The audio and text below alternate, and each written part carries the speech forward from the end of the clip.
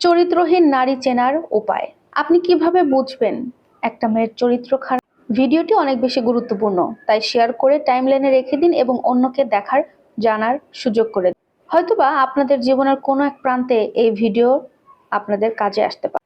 প্রত্যেকটা মেয়ের জীবনের সব থেকে বড় সম্পদ হচ্ছে তার সম্মান।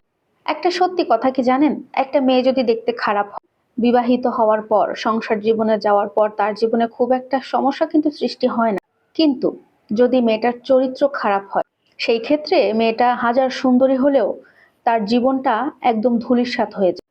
তার পাশাপাশি যে পুরুষের জীবনে ওই মেয়েটা যায়, সেই পুরুষের জীবন একদম নরকে পরিণত করে ছাড়ে। আর এই কারণে প্রত্যেকটা ছেলের উচিত বিয়ে করার আগে বিয়ের পাত্রী অর্থাৎ মেয়ের চরিত্র সম্পর্কে একটু খোঁজ খবর নিয়ে তারপরে বিয়ে করা। কিন্তু বাইরে থেকে তো আসলে মানুষকে চেনা যায় না। বাইরে থেকে কিভাবে বুঝবেন যে ওই মেয়েটার চরিত্র ভালো কি ওই মেয়েটার চরিত্র খারাপ? এর কারণে আপনাকে কিছু পয়েন্ট ফলো করতে হবে। নাম্বার ওয়ান, যে মেয়ের একাধিক পুরুষ বন্ধু রয়েছে। আপনি মানুন আর না মানুন, একটা মেয়ে যদি একাধিক পুরুষের সাথে মেলামেশা করে, একাধিক পুরুষ তার বন্ধু হয়, ওই মেয়ের চরিত্র কখনো কোনোদিন ভালো হতে পারে না, ভালো হয় না। এই ধরনের মেয়েরা একজনের সাথে সম্পর্ক করবে, একজনের সাথে সময় কাটাবে, আর মনে মনে চিন্তা ভাবনা করবে এর থেকে বেটার কাউকে পেলে তাকে বিয়ে করব। এই টাইপের মেয়েরা চরিত্রহীন হয়, এটা আপনাকে বুঝতে হবে। নাম্বার টু, সঙ্গী বদল। এই সঙ্গী বদল টাইপ মেয়েদের জীবনে অনেক ধরনের ছেলে বন্ধু থাকে, কিন্তু প্রকৃত বন্ধু বলে যে একটা বন্ধু থাকে, সেই প্রকৃত বন্ধু কিন্তু ওই মেয়েটার জীবনে কেউ থাকে না। কিছু মেয়েই থাকে এরকম, তারা প্রচুর বন্ধু বদল করে, তারা নিত্য নতুন বন্ধুর সাথে সম্পর্ক তৈরি করে।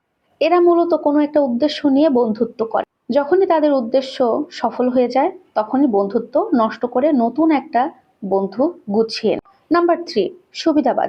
এই ধরনের মেয়েদের মধ্যে ইমোশন বলেন বা খারাপ লাগা, এই ধরনের কোনো কিছু কাজ করে না। ইমোশন বিষয়টা নিয়ে তাদের মাথায় কোনো ধরনের ভাবনা চিন্তা নেই। এই ধরনের মেয়েরা সবসময় নিজেদের ভালোটা চিন্তা করে, সবসময় এটাই চিন্তা করে আমি ওর সাথে মিশলে আমি কি সুবিধা পাবো বা ওর সাথে মিশলে আমার কি ফায়দা হবে। নাম্বার ফাইভ, চোখের ক্ষুধা। এই ছলনাময়ী নারীর চোখের কোনো লজ্জা থাকে না। বলতে গেলে বলা যায় এরা একটা নির্লজ্জ। রাস্তা দিয়ে কোনো ছেলে গেলে এই ধরনের মেয়েরা এমন ভাবে তাকাবে, দেখে মনে হবে মেয়েটা ওই ছেলেটার ভেতরের কলিজায় কি আছে সবকিছু একদম স্পষ্টভাবে দেখতে পাচ্ছে। এই ধরনের মেয়েরা ছেলেদের জীবনসঙ্গী হিসেবে মোটেও ভালো না। এই ধরনের মেয়েরা যখন তখন যে কারোর প্রেমে পড়ে যায়। নাম্বার ফাইভ হচ্ছে চাহিদা। এই চরিত্রহীন নারীরা অল্প কিছুতে কখনো সন্তুষ্ট হয় না। তাদের একটা চাহিদা মিটে গেলে আরো 10টা চাহিদা এসে হাজির হয়ে যায়। এই ধরনের মেয়েরা তাদের চাহিদা পূরণের লক্ষ্য নিয়েই বিভিন্ন ছেলেদের সাথে বন্ধুত্ব করে বেড়ায়, ভালোবাসার সম্পর্কের জড়ায়। কিন্তু এদের মধ্যে কিন্তু কোনো ভালোবাসা থাকে না, যেটা থাকে সেটা হচ্ছে চাহিদা পূরণের একটা নেশা।